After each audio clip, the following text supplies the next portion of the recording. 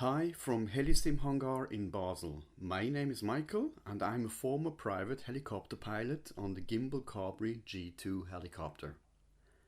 I'm currently building a motion simulator platform based on Microsoft Flight Simulator and the Guimbal Cabri G2 cockpit. During my research for the helicopter flight controls, I came across MaxFlightStick, who offers a complete set of controls including pedals, Cyclic and collective. Currently, MaxFlightStick is the only company that offers Cabri controls, so I ordered one from their website. Please note that I paid full price and I'm not affiliated with MaxFlightStick in any way. Pricing starts around €1,100 plus shipping, and the controls are produced on purchase, so you have to wait about 4 to 5 weeks for delivery when I ordered it. Now it's about 3 to 4 weeks. So let's talk first about ordering and shipping. If you purchase the controls in 2024, you'll get already the second generation of the controls, and this is also the model I got. They offer now a standard and a metal version for the printed parts of the controls, and I chose the standards. When I contacted the seller about the delivery date, I got a fast answer and everything was on time. I also asked about the possibility to upgrade later to a second controller set, and MaxFlightStick included the necessary changes without asking for any additional payment. I received one package and I have to say it was perfectly packed. Every part wrapped in protective foil and a lot of foil in between. Before the package arrived, I got a PDF with installing instructions. This document has 10 pages and instructions start at page 6, so you can guess that there's not that much to set up. It has links to some setup videos, and in the end you understand what you have to do. To set up the frame, I had to check a photo to see what part has to go where. Personally, I would prefer to have all information in one place, and not to have to jump from a PDF to YouTube and back. But maybe that's just me. When putting it together, I noticed that 2 screws were too short, but luckily I had the right ones at home. I contacted Max and he immediately offered to pay the 2 screws or to have them sent to me. I thankfully denied, but you get the idea of what he understands as service, and it's impressive. Now let's take a look at the hardware itself and how it performs. MaxFlightStick says that the controls are built for dual use, meaning you can use them with a normal office chair or a sim rig chair, as they are adjustable. What's also different for my setup is that I'm not going to use the frame as delivered, because I'll just integrate the controls into my own rig.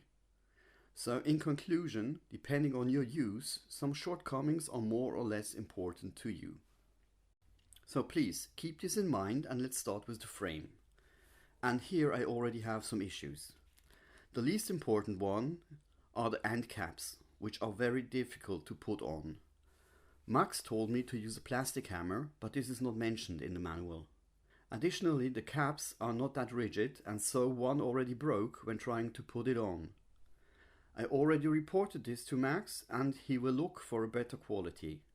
I strongly suggest to use a carpet below, as the frame slides easily on stone or wood. There's also no material included that might provide some kind of fixation to the ground. Because the frame is not closed, the stability is not great.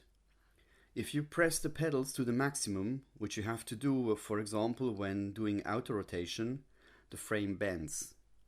It even moves when just pushing the cyclic to the left. This is the model of another producer, and if you compare, you can see that the pedals are fixed with 2 smaller profiles, which will give a lot more stability. So if you need to use the base frame as it is, then you might consider to fix it somehow to a platform. I also encourage MaxFlightSticks to overthink their base frame. Next up are the pedals. They look a little bit bulky, and they're not specific to the Cabri G2, but still closer to the real thing than most commercial pedals from Logitech or others. To their defense, I have to say that it's mentioned on the website that all of their models use the same type of pedals. It takes some strength to move them, but they do it silently and smoothly. Some models from other producers have the ability to set the strength, but it's not a feature I miss. Later we will also talk about the sensitivity and how it performs when using Microsoft Flight Simulator. But first we take a look at the Cyclic. Let's start with the good parts. The Cyclic is nicely done and a one-to-one copy of the original. The buttons are nicely integrated and working if configured correctly. But the Cyclic has some issues. The smallest problem is that the Cyclic seems to be a little bit offset to the middle and the grip a little bit turned to the left. For the offset, I'll show you later how to solve this in the configuration. The next problem you might not notice in normal flight situations, but because MaxFlightStick states on the product page that all traveled distances of the controls are correct, I checked this statement. But I tested it with the flight simulator. If you look carefully, you can see that the Cyclic has a wider range of travel than displayed in the simulator. Because you usually make only very small movements with the Cyclic, this might not be a KO criteria, but it's worth to mention. The last problem is the biggest one. Let me show you how it sounds when moving the Cyclic.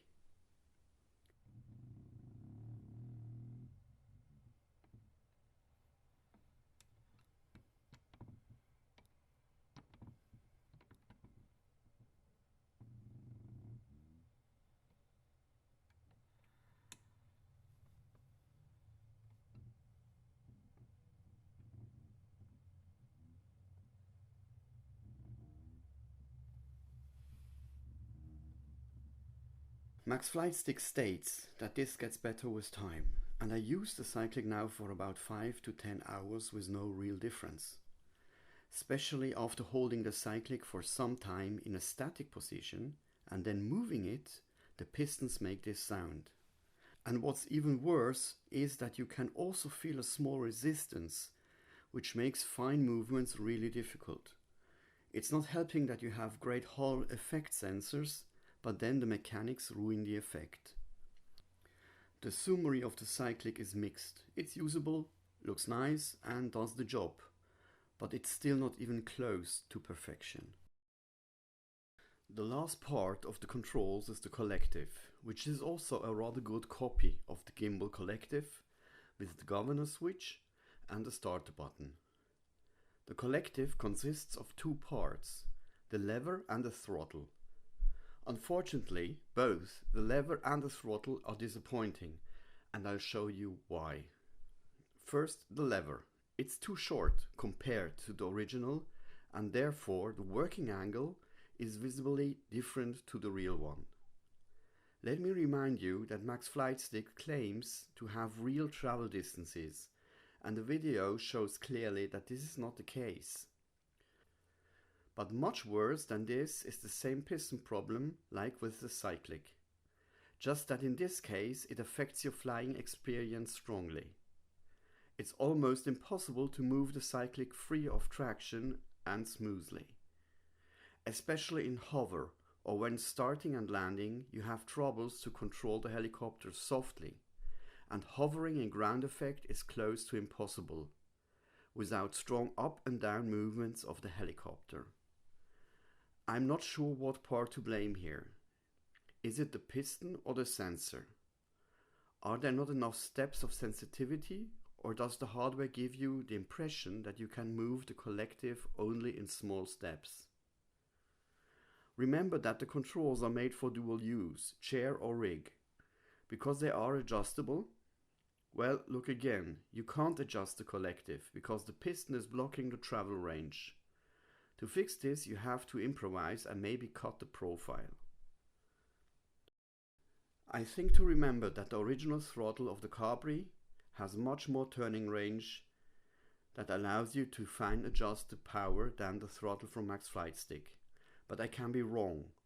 What I can demonstrate is that it's almost impossible to adjust to a wanted RPM. Watch me trying to get more or less precise 1000 RPM.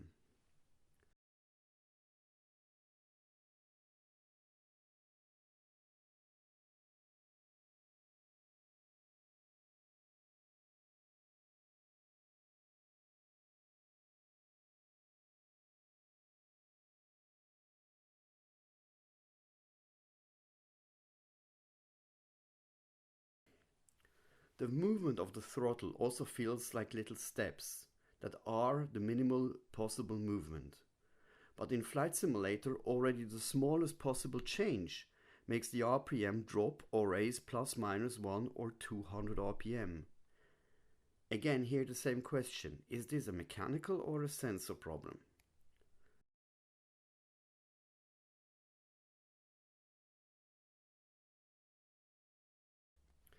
To buy or not to buy, my conclusion.